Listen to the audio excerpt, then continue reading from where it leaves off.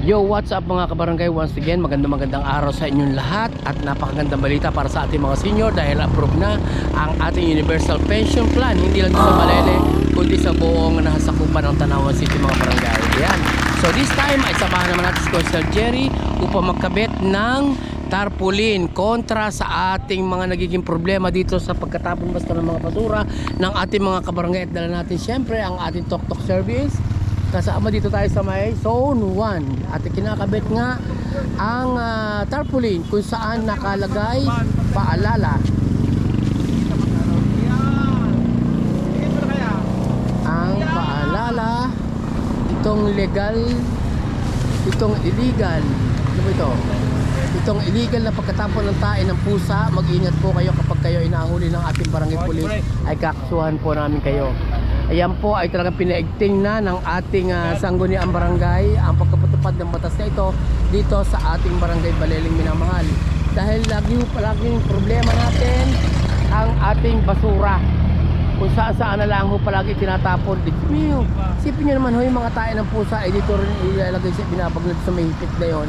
So napakalaking bagay ho na pangalagaan natin ang ating paligid dahil kapag malinis ang kapaligiran malayo tayo sa sakit at kapag tayo ay salaula sa kapaligiran ang sakit ay dadapo sa ating lahat at pag nagkasakit ang isa hawa-hawa na lalo tayo mahihirapang pagalingin or puksain ang mga masasamang karamdaman na dumadapo sa ating kaya mahalin natin at panatilihin natin malinis ang kapaligiran natin mga kabarangay dahil kapag malinis ang kapaligiran malayo tayo sa sakit kaya sumunod na lang tayo sa pinag-uutos ng ating city government. Talagang ito ho ay talagang may pinapaalala na warning na ang pagkatapon ng inyong basura nang wala sa tamang oras at lugar ay mahigpit na ipinagbabawal ng batas. Ang sino mang mahuli o mapatunay nagtapon ng basura nang wala sa tamang oras o lugar ay lumabag sa RA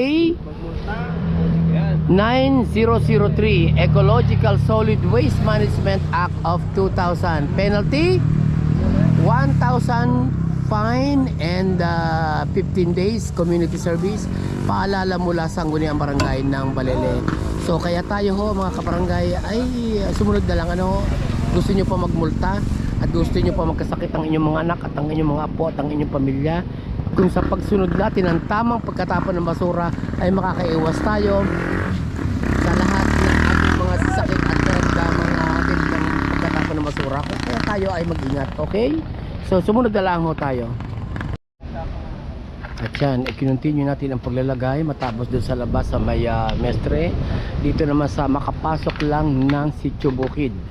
At kasalukuyan nga inilalagay ng ating sangguniang barangay pulis ang ating isa pang nagsasaad na again na ang pagkatapon ng inyong basura nang wala sa tamang oras at lugar ay mahigpit ay pinagbabawal ng batas. Ang sino mang mahuli o mapatunay nagtapon ng basura nang wala sa tamang oras at lugar ay lumabag sa RA Republic Act 9003 Ecological Solid Waste Management Act of 2000. Penalty 1,000, fine and 15 days community service. Kaya mga kapatid at mga kabarangay, sumunod na lamang tayo para sa ikaunlad ng ating pamayanan at much better para tayo ay makasigurado na talagang safe tayo sa ating mga kalusugan ay malusog at ay malayo tayo sa sakit at may pinagbabawal at tama lang na patupad natin ang batas na ito dahil maraming mga kabarangay natin ang masyadong matigas ang ulo at sa laula kaya marami nang nasampulan.